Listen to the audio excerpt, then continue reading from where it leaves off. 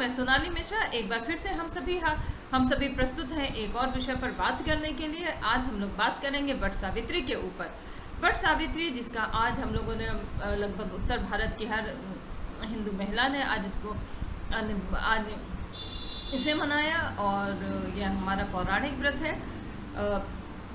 हमारी दादियाँ नानियाँ पता नहीं इस व्रत को कब से करती चली आ रही हैं। तो आज मैंने कहीं पढ़ा इसको कि यह बॉलीवुड की देन है। तो मुझे पहले तो बहुत हंसी आई कि जब आप जानते नहीं हैं तो उसको कहीं ना कहीं बॉलीवुड की देन बोल देते हैं। क्योंकि अगर ठीक है, अगर बॉलीवुड की देन भी अगर बॉलीवुड ने कुछ अच्छा किया है, किसी व्रत का प्रचार प्रसार किया है, तो वो भी अच्छी बात है। लेकिन आज जहाँ तक मुझे ऐसा लगता है, जब हम विमर्श की बात करते हैं तो विमर्श जो था वो वामपंथियों ने बिगाड़ा कि हमारी जो स्त्रियां हैं वो सीता और सावित्री बनकर क्यों रहे, क्यों वो अब सीता और सावित्री का मुझे अर्थ नहीं समझ में आया। सीता और सावित्री से अर्थ क्या एक ही पुरुष तक सीमित होने से है, या फिर अपने परिवार के लिए सर्वस्व न्यौछावर करने से है, अपने परिवार के लिए हर कार्य करने से है, अपने परिवार के प्रति एक जो उन्होंने त्याग किया उसको लेकर है, या अपने पति के साथ हर कठिन समय पर ये लोग खड़ी रहीं। सीता और सावित्री दोनों भी, हमारी माता सीता और सावित्री भी दोनों अपने पति के साथ हर कठिन अवसर पर खड़ी रहीं। क्या इस पति के साथ को लेकर उनको आपत्ति थी? मुझे नहीं पता, और ना ही मैं, हालांकि मैं उस गंदगी में रही हूँ, लेकिन मैं उसके विषय में बात नहीं करना चाहती, क्योंकि पति और पत्नी का संबंध नितांत निजी होता है और उसके विषय में बात करने का ना ही मुझे अधिकार है। लेकिन मैं विमर्श की बात करूँगी। विमर्श किस तरीके का एक बना दिया जाता है। तो आज जब वट सावित्री जैसे जो व्रत हैं, जब वो और भी ज़्यादा प्रचलित हो रहे हैं और भी ज़्यादा लोग इनको बार बार मनाने के लिए आ रहे हैं, तो मुझे ऐसा लगा कि जो पार्वती जी ने जो यमराज से जो वरदान मांगे थे उनके विषय पर बात होनी चाहिए थी। इस विषय पर बात होनी चाहिए थी कि कैसे पति और पत्नी का जो भी संबंध है वो बिना सास ससुर के पूरा नहीं हो सकता। और पत्नी और जो स्त्री है वो अगर अपना घर छोड़कर आई है, तो अगर यमराज जी से भी उसको वरदान मांगने का अवसर प्राप्त होता है, तो अपनी माँ के लिए भी वरदान मांगती है, अपने पिता के लिए भी वरदान मांगती। वो नहीं चाहती कि उनके पिता का जो वंश है वो निपुता रह जाए। उन स्त्री के मन में सभी के लिए वो है। तो आज जहाँ ऐसी स्त्रियों की, आज जब हम लोग देख रहे हैं कि परिवार टूट रहे हैं, किसी न किसी छोटी से छोटी बात को लेकर स्त्रियां जो हैं वो लड़ भिड़ के अपने घर पर बैठ जाती हैं। आज ही हम लोगों ने देखा कि नहीं, लड़की ने बोला कि नहीं जी, लड़के का रंग काला है, हम नहीं ब्याह करेंगे। लेकिन यदि यही बात कोई लड़का बोल दे कि नहीं, लड़की के रंग में ऐसी कमी, क्योंकि हम सभी देखते हैं कि ब्यूटी पार्लर में वो किस तरीके का मेकअप होता है, कैसे वो पूरा का पूरा बदल देता है। तो कहीं ना कहीं मुझे ऐसा लगता है कि आज जब छोटी छोटी बातों पर संबंधों का मजाक बनाया जाने लगा है, तो ऐसे में अवसर है कि हम लोग बात करें, हम लोग इस चीज़ को लेकर बात करें, हम लोग इस चीज़ को लेकर एक उदाहरण को लेकर सामने आए कि सावित्री जो थी, सावित्री जी ने जब यमराज जी ने जब उनको वरदान देने की बात की, तो उन्होंने सबके लिए वरदान मांगे।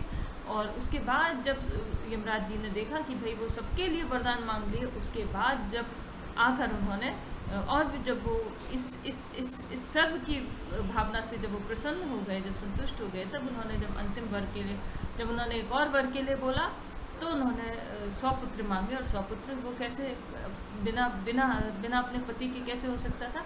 तो एक ये जो पूरा प्रोसेस है, पहले परिवार उसके बाद और कुछ, पहले परिवार उसके बाद और कुछ, तो ये वाला एक जो विमर्श था उसको आज हम लोग सामने ला सकते थे। और मुझे ऐसा लगता है कि बात होनी चाहिए और मुझे ही सामने लाना चाहिए था। मैं इस विषय पर लिख नहीं पाई, क्योंकि आज मैं पूरा दिन किसी न किसी उस पर व्यस्त रही। मेरा जो FIR वाला जो पॉकेट नॉवल को लेकर जो केस चल रहा, उसको लेकर आज मैं थोड़ा व्यस्त थी। लेकिन मुझे आज बहुत दुख हुआ यह देखकर कि जो कथित धार्मिक विमर्श का झंडा लेकर जो बौद्धिक चेष्टा करने वाले लोग हैं, उन्होंने इस विमर्श की ओर ध्यान देना भी उचित नहीं समझा, और बल्कि वो दूसरी तरफ लेकर गए कि बरगद में ये गुण होते हैं। बरगद कथा को दूसरा ही रूप दे दिया कि वो मुझे नहीं पता वो किसकी पोस्ट थी, मैंने फेसबुक पर देखा था, और देखा था वो करीब 10 या 20 और 25 शेयर थी। और ऐसे ऐसे वो पता नहीं कहाँ का शेर थी, उस पर अद्भुत कि वो बरगद का लेप लगा रही थी, ये कर रही थी। बरगद के हर औषधि गुण से किसी भी प्रकार का वो नहीं, औषधि गुण हर जिस पौधे में जिस वृक्ष में होते हैं जिस उसमें होते हैं, उनसे कोई वो नहीं। किंतु अपने आप को बार बार ये साबित करने के लिए कि हम प्रमाणिक हैं, हमारी हर मान्यता प्रमाणिक है, आप कथा के मूल भाव के, कथा के मूल तथ्यों के साथ छेड़छाड़ कैसे कर सकते हैं? और उसके बाद आप जब हम कथा के मूल तथ्यों के साथ छेड़छाड़ करके मूल लेखक को, जो कथा का मूल है, उसको ही आपने भ्रमित करके अपनी बेटी और बेटे के मन में डाल देते हैं। और उसके बाद आप कहते हैं कि नहीं जी, हमारे बेटा और बेटी तो समझते ही नहीं है, कि वो बहुत नीचा समझते हैं। हम बिल्कुल अपनी कथाओं पर क्यों नहीं टिक पाते? हमें अपनी कथाओं की उसको लेकर टिकना क्यों नहीं आता? भाई यमराज आए थे, हमारे मृत्यु के वो हैं, प्राण लेने आते तो आते, वही आए। उस समय पर शक्ति ऐसी थी, उस समय पर शक्ति ऐसी थी कि सावित्री जी ने उनको देखा और उसके बाद उन्होंने इस प्रकार के वर मांगे। हम अपने उसको लेकर अनअपोलोजेटिक क्यों नहीं हो पाते हैं? इस विषय पर ज़रा आप इस चीज़ को लेकर गौर करना आरंभ कीजिएगा, क्योंकि जितना जितना हम कथित रूप से सफाई देने वाले विमर्श बनाते जाएंगे, उतना उतना हम आत्महीनता का विमर्श अपने बच्चों में सौंपते जाएंगे। और अपने बच्चों में आत्महीनता का विमर्श सौंपने का अर्थ क्या होता है, यह मुझे भी पता है, आपको भी पता है। केरल स्टोरी अभी हम सब लोग देख चुके हैं। और अगर मैं कहूँ नेहा की लव स्टोरी भी मेरे अधिकतर मित्र पढ़ चुके हैं, तो इसमें कोई अतिशयोक्ति नहीं होगी। नेहा की लव स्टोरी कहने का इसलिए मेरा मन नहीं था, नहीं तो फिर से वही लॉबी आ जाती कि मैं प्रचार करती हूँ, प्रचार की भूखी हूँ। लेकिन अपनी पुस्तक का प्रचार कोई क्यों ना करे, अपनी पुस्तक की बात कोई क्यों ना कहे। इन्हीं सब शब्दों के साथ हम फिर मिलेंगे। भगवान के लिए आत्महीनता के विमर्श से बाहर निकलिए। आत्महीनता का विमर्श हमारे बच्चों के अगर मस्तिष्क में एक बार प्रवेश कर गया तो बाहर नहीं निकल पाएगा। आत्मगौरव के, हमारे धर्म के साथ, आत्मगौरव के साथ आगे बढ़े।